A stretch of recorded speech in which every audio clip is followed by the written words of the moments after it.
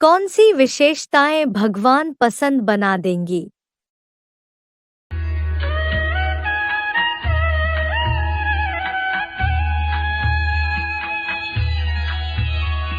अनपेक्षः शुचिर्दक्षः उदासीनो गतव्यथः सर्वारम्भपरित्यागी यो मद्भक्तः स मे प्रियः।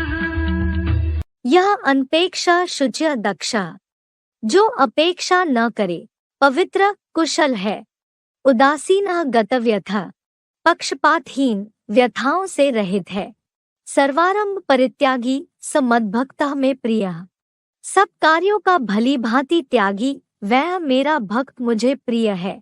यह अनपेक्षा शुचि दक्षा उदासीना गतव्यथा सर्वारंभ परित्यागी स मद्भक्तः में प्रिय। भावार्थ, जो मेरे व्यक्तित्व सिवाय और कोई की अपेक्षा न करे, तन मन और धन से पवित्र कुशल है, अपने पराये प्रिय अप्रिय में पक्षपातहीन, अपने तन मनादि की व्यथाओं से रहित है, सब सांसारिक कार्यों का भली भांति त्यागी वह मेरा भक्त मुझे प्रिय है। मेरे व्यक्तित्व सिवाय और कोई की अपेक्षा न करे। वफादार का अर्थ है सदा एक बाप दूसरा न कोई। संकल्प में भी न देह के संबंध, न देह के पदार्थ, और न कोई देहधारी व्यक्ति आकर्षित कर सके। जैसे जब पति पत्नी एक दो के वफादार बनते हैं, तो स्वप्न में भी अगर किसी और की याद आ गई तो उनको वफादार नहीं कहा जाता। तो ब्रह्मा बाप को देखा, संकल्प भी दूसरे की तरफ नहीं, पर के प्रति नहीं, एक बाप ही सब कुछ है। इसको कहा जाता है वफादार। अगर पदार्थ की भी आकर्षण है, साधनों की भी आकर्षण है, तो साधना खंडित हो जाती है, वफादारी खंडित हो जाती है। और खंडित वस्तु कभी भी संपन्न, कभी भी पूज्य नहीं गाई जाती। तो चेक करो कि संकल्प में भी कोई आकर्षण बेवफा तो नहीं बना देता। अगर जरा भी किसी के प्रति विशेष झुकाव है, थोड़ा भी पर्सनल झुकाव है, चाहे किसी के गुण के ऊपर, चाहे उसकी सेवा के ऊपर, चाहे उसके अच्छे संस्कारों के ऊपर, अगर एक्स्ट्रा प्रभावित है तो उनको वफादार नहीं कहा जाएगा। प्रभावित माना है, प्रभावित माना उनकी प्रजा बनने वाले, उनकी रचना बनने वाले हैं। सबकी विशेषता, बेहद की विशेषता पर आकर्षित हैं, वो तो दूसरी बात है। लेकिन किसी विशेष व्यक्ति व वैभव के ऊपर आकर्षित नहीं होना चाहिए। अगर ऐसा होता है तो वफादार की लिस्ट में खंडित गाया जाएगा। चेक करो कि खंडित मूर्ति तो नहीं है, पूज्य है। पूजा का आधार क्या होता है? प्योरिटी। तो मन से, वचन से, कर्म से कहीं भी अगर बेवफा बनते हैं, बाप के प्रति पूरे वफादार नहीं है, कोई और के प्रति वफादार बनने लग पड़ते, तो पवित्रता जैसे खंडित हो गई। कहाँ लगाव व झुकाव, एक्स्ट्रा तो नहीं है। संकल्प मात्र भी झुकाव नहीं हो, वाचा और कर्मणा में लगाव और झुकाव साबित हो जाए, उसकी तो बात ही छोड़ दो। लेकिन संकल्प मात्र भी किसी के प्रति ऐसे न चले, चेक करते रहो। अगर संकल्प मात्र भी है तो खंडित की लिस्ट में गाए जाएंगे। तन मन और धन से पवित्र। आत्मा को अपना कल्याण इस समय अपने आप करना है। आत्मा को बाप मिला ही है डायरेक्शन देने के लिए कि बच्चे, अगर तुम पुण्य आत्मा बनने चाहते हो, ऊंचा पद पाना चाहते हो, ऊंचा पद माने ऊंचे ऊंचे राजा बनना चाहते हो इस दुनिया में, तो पवित्रता दी फर्स्ट। क्या बाबा जानते हैं कि द्वापर कलयुग में ये राजाएं बनेंगे तो पवित्रता फर्स्ट होने की कोई गारंटी नहीं है, लेकिन अभी शर्त रख दी। क्या? अगर ऊंचा ऊंचा राजा बनना है, ऊंची ऊंची कुर्सी पानी है, ऊंचा पद पाना है, तो क्या चीज फर्स्ट? पवित्रता फर्स्ट। कौन सी पवित्रता फर्स्ट? तन भी पवित्र जगह लगे। क्या?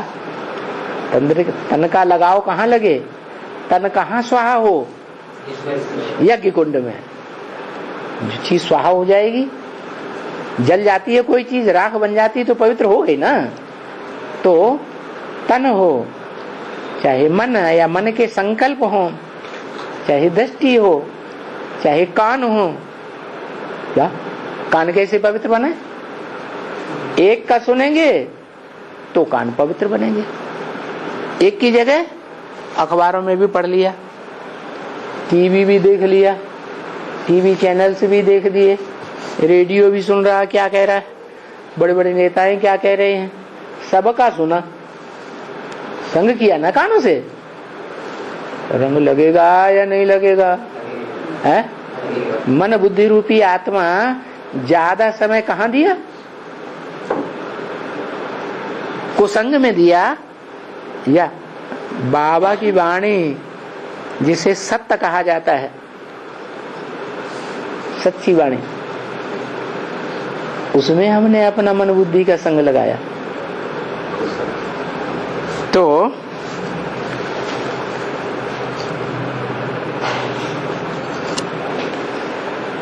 पवित्रता फर्स्ट है, हर प्रकार से पवित्रता फर्स्ट है इस संगम युग में। तन हो, मन हो, धन हो, समय हो, संपर्क हो, दृष्टि हो, वृत्ति हो, सब बातों में चेक करना है कि हम पवित्र रहने का पक्का पुरुषार्थ कर रहे हैं या नहीं कर रहे। क्योंकि तुम आए ही हो पवित्र, आए भी हो तो जानते हो कि हम पहले पवित्र थे जब इस दुनिया में आए, कि अपवित्र थे। हैं? हम जितना स्टेज में पवित्र थे उतनी स्टेज वाली दुनिया में आते हैं। तो पवित्र थे और अभी भी जान लिया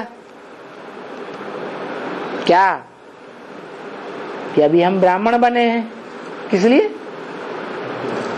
पवित्र रहने के लिए। कुशल। दक्ष माने ट्रेंड। क्या?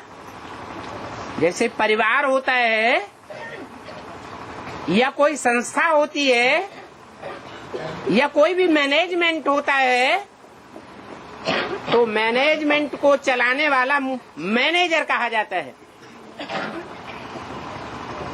जैसे होटल मैनेजमेंट होता है तो उनको ट्रेनिंग दी जाती है या नहीं है? दी जाती है। तो कोई मैनेजर बहुत होशियार होता है, पक्का ट्रेंड हो जाता है, तो उसे कहेंगे दक्ष। दक्ष शब्द से ही बनता है दीक्षित। तो ये ट्रेनिंग की बात है।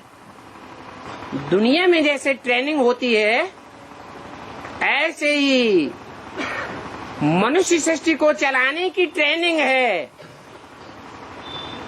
कोई मनुष्य सृष्टि में 200 करोड़ मनुष्य मात्र को चलाने का मुखिया कहा जाता है। जैसे क्राइस्ट, वो अपने हुजूम का प्रजापिता है, अपने हुजूम को चलाने में दक्ष है। ऐसे ही नंबरवार और भी धर्म पिताएं हैं जो मानवीय सृष्टि के कोई न कोई छोटे बड़े ग्रुप को संचालन करने में दक्ष हैं, परंतु इन सबका कोई बाप है जो बापों का बाप कहा जाता है।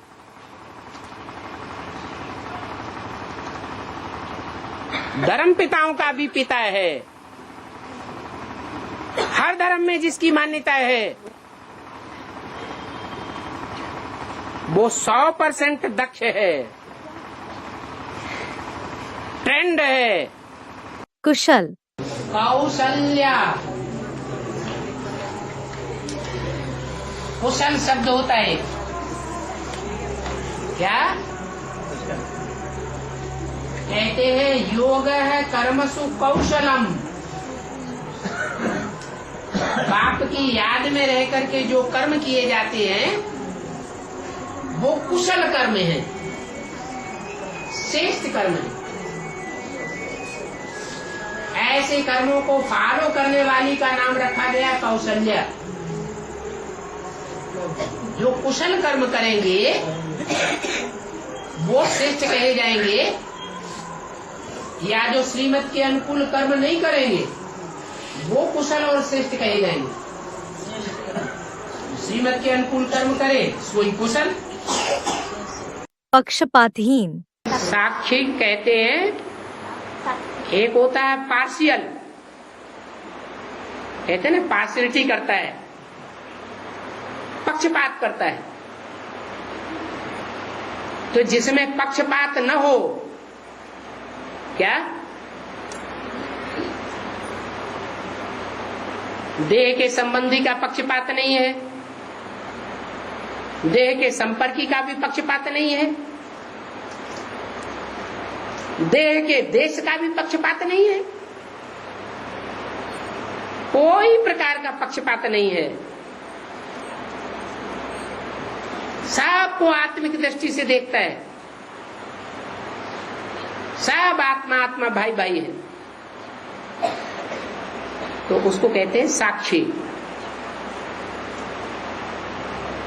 कहीं लगाव है तो साक्षी नहीं बन सकता।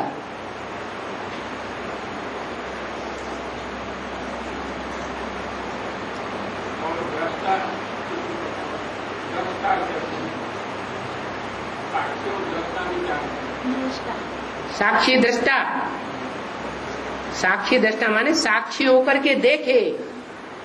साक्षी होकर वही देख सकता है जो अपने को आत्मा समझता है और सबको आत्मिक रूप में देखता है, बिंदु रूप में देखता है, देह के रूप में नहीं देखता कि ये राजा है, ये रंक है, ये ब्राह्मण है, ये भंगी है, इस रूप में नहीं देखता। दृष्टा माने देखने वाला, सबको आत्मिक दृष्टि से देखने वाला।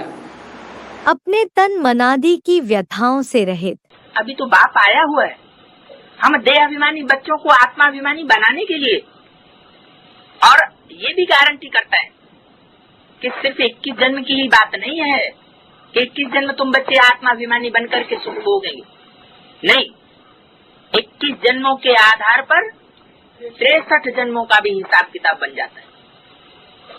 जो 21 जन्म में 100% आत्माभिमानी बनने का पुरुषार्थ लंबे समय तक करेगा, वो 63 जन्मों में भी आत्माभिमानी बनकर के सुख भोगेगा, शांति भोगेगा, उसको कोई दुखी नहीं कर सकता। लोग देखने वाले भले समझे कि इसके ऊपर बड़ी आफतें आई, लेकिन वो अपने अंदर महसूसता नहीं करेगा। करेगा?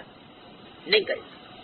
महाराणा प्रताप ने जब घास की रोटियां खाई तो क्या उनको अंदर से आंसू आया होगा कि हमको घास की रोटियां खानी पड़ी, कितना दुख आ गया, हमसे ज्यादा दुख इस दुनिया में कोई नहीं, ऐसा उनके अंदर भाव आया होगा?